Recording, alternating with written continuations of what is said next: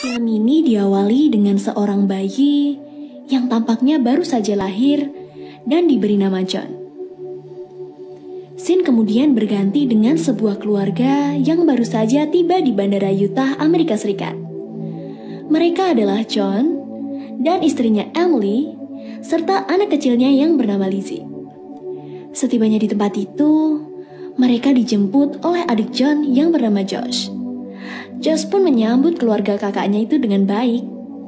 Mereka kemudian melanjutkan perjalanan mereka menuju rumah dengan sebuah mobil.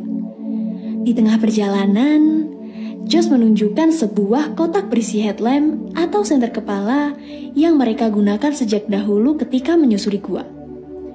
Tidak hanya menunjukkan senter itu, namun Josh juga mengabarkan bahwa gua Nuti Putih telah kembali dibuka setelah 5 tahun lamanya gua itu ditutup karena hampir menghilangkan nyawa 2 orang anak. Ia pun kemudian mengajak John pergi ke gua itu. Awalnya, John tampak ragu akan pergi. Namun setelah istrinya memberi izin, ia pun bersemangat untuk pergi ke gua itu.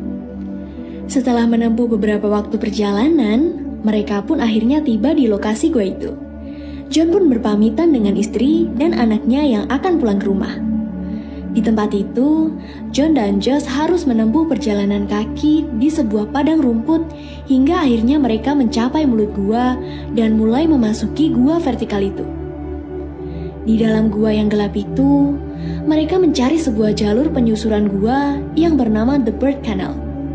Jalur itu dinamai demikian karena saking sempitnya hingga diandaikan seperti jalur kelahiran. Mereka berdua pun kemudian memutuskan untuk berpencar dan mencari jalur itu. Dari inilah kemudian John dan Josh berpisah. John pun mengeksplorasi lubang-lubang di gua itu hingga akhirnya ia melihat sebuah lubang yang tampaknya meragukan, namun ia tetap memasukinya. Nasib baik barangkali memang tidak sedang menaunginya. Lubang yang ia masuki membuatnya terjebak hingga tidak dapat kembali ke tempat ia semula berada. Menyadari dirinya terjebak, ia lantas berteriak dan bernyanyi untuk memanggil Josh. Josh yang mencari-cari John pun akhirnya menemukan John dalam sebuah lubang dengan posisi kepala di bawah dan kaki di atas. Josh pun berusaha menolong kakaknya dengan segala kemampuannya. Namun sayang, ia tak kunjung dapat menarik kakaknya itu. John pun kemudian meminta Josh untuk meminta bantuan dari tim penyelamat. Josh yang tidak ingin meninggalkan kakaknya pun menolak permintaan itu, dan ia berniat menolong kakaknya dengan tangannya sendiri. Namun karena usahanya yang sedari tadi gagal, akhirnya ia keluar gua itu dan meninggalkan kakaknya untuk mencari tim penyelamat. Sambil menunggu tim penyelamat, John pun berusaha untuk keluar. Ia mendorong dirinya untuk mundur, namun berkali-kali dicoba, usahanya pun tetap gagal.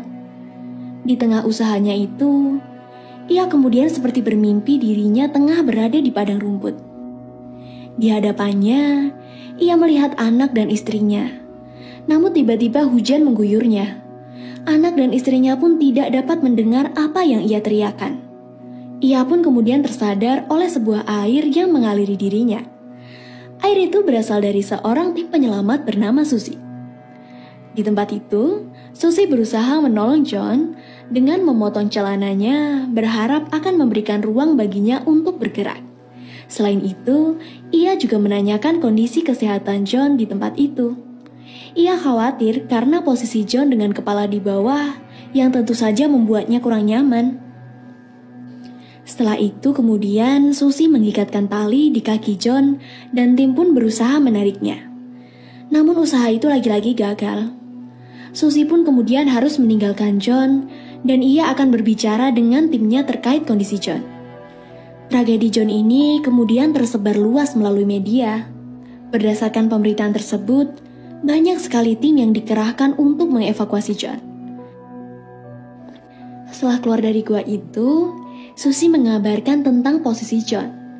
Seorang dokter kemudian mengatakan bahwa dengan posisi tubuh yang seperti itu dan sudah terjebak selama 3 jam, maka sekitar 2 jam lagi ia akan mulai mengigau dan sekitar 6-8 jam lagi tubuhnya mulai tidak berfungsi. Mereka pun kemudian memutuskan untuk mengerahkan anggota tim lain untuk menyelamatkan John. Kali ini yang turun ke gua itu adalah Aaron. Aaron adalah pria penuh tekad yang bahkan berkata ia tidak akan keluar gua itu tanpa John. Aaron mulai memasuki gua itu.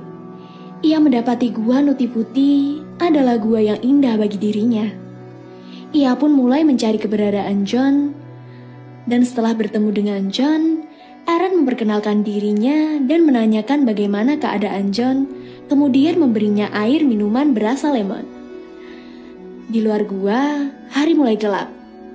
Tim penyelamat melakukan diskusi tentang bagaimana cara menyelamatkan John tanpa harus membuat ia kehilangan kaki. Sebagaimana dengan prediksi dokter tim penyelamat, kini John pun mulai berhalusinasi. Dalam halusinasinya, ia terus-terusan bertemu dengan pria tua dengan topi dan syal hitam putih. Halusinasinya itu membuatnya panik berkepanjangan. Sebagai tim penyelamat, Aaron berusaha menenangkan John. Ia pun mengajak John mengobrol agar dirinya lebih tenang. Mereka berbicara tentang banyak hal, mulai dari kegiatan susur gua, pendidikan John di sekolah kedokteran, dan juga tentang keluarganya. Obrolan itu tiba-tiba menjadi sebuah pembicaraan yang sendu ketika John mulai berkata ia tidak ingin mati di tempat itu. Ia berkata ia menyesal tidak menghabiskan waktu bersama istri dan anaknya. Aaron pun membujuk John agar ia berhenti membicarakan hal-hal yang berkaitan dengan kematian. Sekali lagi, ia berjanji akan menolong John keluar dari gua itu. Sementara itu, di perjalanan, Emily bersama dengan Josh menuju gua itu. Emily yakin bahwa John dapat melalui hal ini dan keluar dengan selamat. Meskipun demikian, Josh berkata ia tidak ingin memberikan harapan lebih pada Emily karena ia tahu betul bagaimana keadaan John di dalam sana.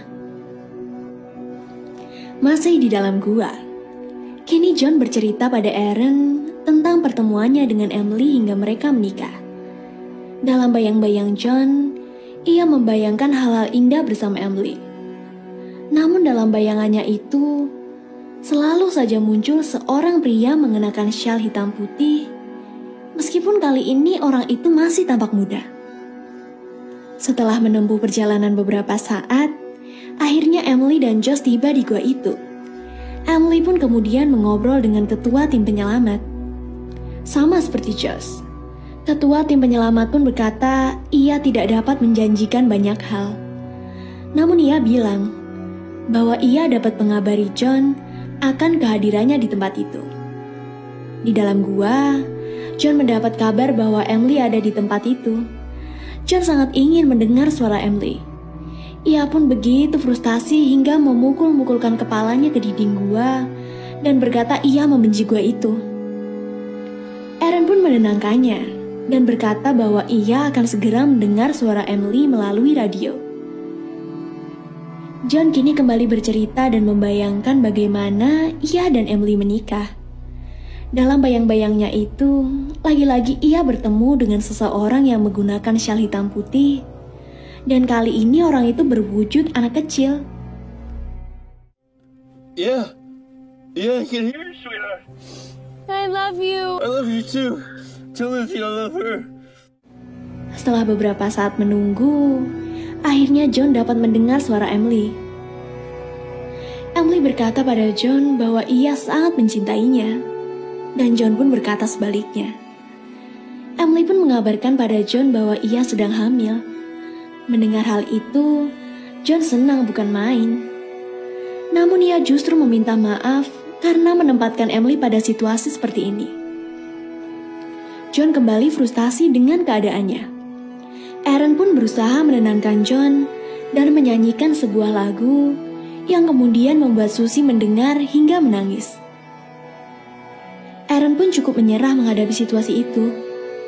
Ia berkata jujur pada John bahwa hanya inilah hal terbaik yang bisa ia lakukan. Namun John sangat berterima kasih atas hal itu. Di tengah jenuhnya pikiran John, ia kembali mengenang masa-masa indahnya menjadi seorang ayah sejak Lizzie baru lahir. Sementara itu, tim penyelamat sedang menyiapkan tali untuk menarik John. Saat tali sudah siap, John pun segera ditarik oleh tim penyelamat. Istrinya menunggu dengan harap-harap cemas. Dengan penuh semangat, tim itu terus menarik John. Namun, tiba-tiba tali itu terputus. Scene kemudian berganti dengan Aaron yang dievakuasi dari gua itu. Aaron menangis dan memberontak saat tim tersebut mengevakuasi dirinya. Sementara itu, Emily dan tim lainnya menangis karena John tidak dapat diselamatkan. Scene berganti dengan John yang tiba-tiba keluar dari lubang dan bahkan dari gua itu dan kemudian menghirup udara segar. Ia pun kembali masuk ke gua itu dan menemukan bayi laki-laki dengan syal hitam putih.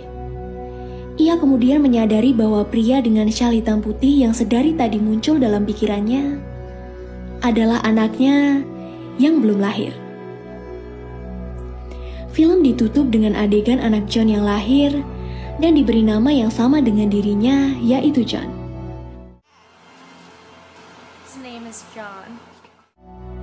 Dan film pun tamat. Nah, dalam penutup film tersebut, disebutkan bahwa setelah insiden itu terjadi, Gua Nuti Putih ditutup untuk selamanya. Tempat itu pun kemudian dijadikan tempat peristirahatan terakhir untuk John, dan kemudian menjadi tempat perkuburan paling dalam sepanjang sejarah karena mencapai 135 sampai 150 kaki di bawah permukaan tanah. Insiden ini terjadi pada tahun 2009, dan 3 tahun setelah insiden itu,